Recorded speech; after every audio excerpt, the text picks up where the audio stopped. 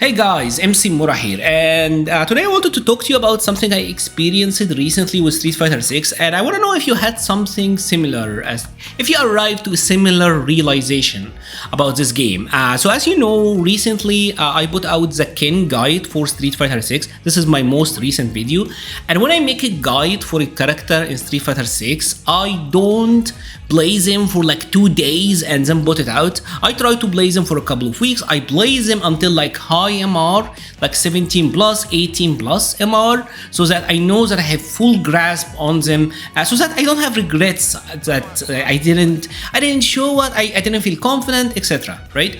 So Ken was the most recent character, and Akuma was just before him. It's weird because I felt like it was far easier with Ken. And here is a weird thing. I felt like Akuma is the strongest character, and I still do. Like recently I made a tier list for Street Fighter 6 and I put Akuma in my top 3, and I do genuinely believe that Akuma is the strongest character between these two. I thought that I was playing better with Akuma. I genuinely did things that I was more clean, I was more optimal, etc, etc, etc. I felt I wasn't doing such a good job on Ken, but I was winning far more with Ken. Ken, by the way, is the fastest I have ever gotten to like a high MR with the character. I think I got in 1700 plus MR with Ken in 60 games total. That is my total gameplay time with this character when I got to that point. I didn't know a single meaty overhead setup, I didn't do a genre reset, I didn't know anything, and I got into like super high MR with him. And did I level up? I don't think that is the case. Like I think that maybe my time with Akuma got me better on like cross cuts and that stuff, but that translates over between a different number of characters, right? So why is winning with Ken was easier? I'm convinced that Akuma is the strongest. I'm convinced that I was playing better with Akuma. Oh my god, this fly is so annoying. But I was doing far better with Ken, and it got me thinking a lot about how we evaluate characters, how you look at tier list, and I feel like my experience is applicable to like the vast majority of the players who actually do play this game. And I think there are two main reasons that I found Ken much easier to win with. The first one is what I like to call the layer 1 of offense. Typically, offense is layered, right? Like I can throw loop you and then I can go for the immediate grab again. Or I can go for a meaty button, and that is the first layer, but then you may delay tick. So then I start introducing shimmies, and that is the second layer. Or maybe if I'm going for shimmies, then maybe like you're doing like a fuzzy jump and that gets you out, so then maybe I'll do like a delay button. See, there are layers to the offense, right? I felt like with Ken, his layer 1 offense was the strongest in the entire game. Maybe the strongest, I don't know. But you know what's weird? Something that's actually happening right now. Maybe another character will overtake it, but this is happening again with Kimberly. I played a lot of Kimberly. I played 22 matches with her since I picked her up. Obviously, with Kimberly, I looked into set play, because with Kimberly, I'm gonna go on the offense. I looked into a lot of her set play, a lot of her options, and bam, like I'm skyrocketing with her through the ranks. And even getting like double perfects, things are going wild. And that got me thinking a lot that with Street Fighter 6, most of the time, what matters the most is not the theoretical strengths. This is amazing to have. This is amazing to have neutral bypass options, that is great. Even Ken, like having Dragon Lash is great, having Drive Rush Jab, that's great. But what made Ken so easy to me was the fact that his layer 1 offense was tremendous. What I mean is, one knockdown, I got you to the corner, and now I got a throw loop going. And he still have a weird situation going on with his throw loop where the timing might be different or whatever, but a singular hit always gets him to the corner. Ken, by the way, I do think is weaker. Like his damage output is significantly less than Akuma. Ken does not have like a drive rush overhead that I can cheese, and you watch tournaments, you play this game, you know how much like drive rush overheads carry people? like it's so easy to get hit by drive rush overhead. Ken doesn't really have that. But what Ken have is the easiest access to throw loop and looping offense. And even mid-screen, if I happen to grab you, him being able to like loop his throw is so powerful off of a drive rush, or obviously go for like a meaty heavy punch, right? That is so strong, something that Akuma doesn't have. I found out the importance of having a mid-screen throw offense. That is so powerful. That gets you very far. And the thing with Ken is, even a singular interruption gets you to the corner. So like if Akuma is going for this block string, bam, now I got the corner, now I get to run my flowchart, I get to run my layer 1 offense.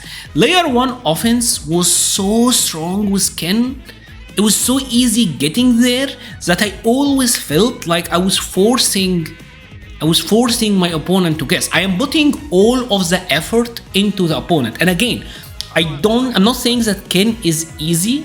I don't think actually he is easy. Like even if we're talking about execution, Ken do have stuff about him that is a lot more challenging than Akuma. Like I genuinely think doing his run stop stuff, that stuff can be messed up. Like a lot of his meaty setups as well do require timing. Like that stuff does require that, like doing that, like that particular combo, that does require execution, because that is a combo, a run stop, and then we got that. We did the frame kill, which you have to do it frame perfect. We also did like the target combo into the medium generalize. This is like a delayed follow-up into the uppercut. There is technicality there. Technicality that, like with Akuma, you're just gonna do that, and now you're getting like far more damage. So I'm not saying that Ken is easier. Ken do have his challenges, but just getting the opponent to the corner was far easier. I always felt like I'm forcing the offense on the opponent. And what made Ken so special as well to me was two other things. First of all, once I'm in burnout, this being able to hold down back while like buffering super, that is absurdly strong. That is so much easier to get out in the hitful moment than like a forward level 1. And the fact that his defensive interruptions always lead to the corner, so you're always getting to run your offense. Ken is not a particularly rare character, and I feel like everything I'm saying, obviously we know about, but sometimes you come into this realization where, like, it clicks in.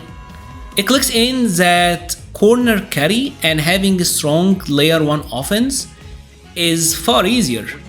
It's far more important than having neutral skips. Like I genuinely, like if I got there with Akuma, if I got that hit for example, right? And I got a hit with Akuma from there and I did like this knockdown. Sure, I skipped neutral kinda, carry some risk, but the post situation isn't that amazing. And you have to remember, Ken gets that stuff meterless. Like this is a meterless knockdown. Just the amount of mix-ups from this alone, from like the run Tatsu, where like you can with like medium kick and then meaty heavy punch +7. You can go for a safe jump, you can go for wave jab into run low, wave jab into run overhead.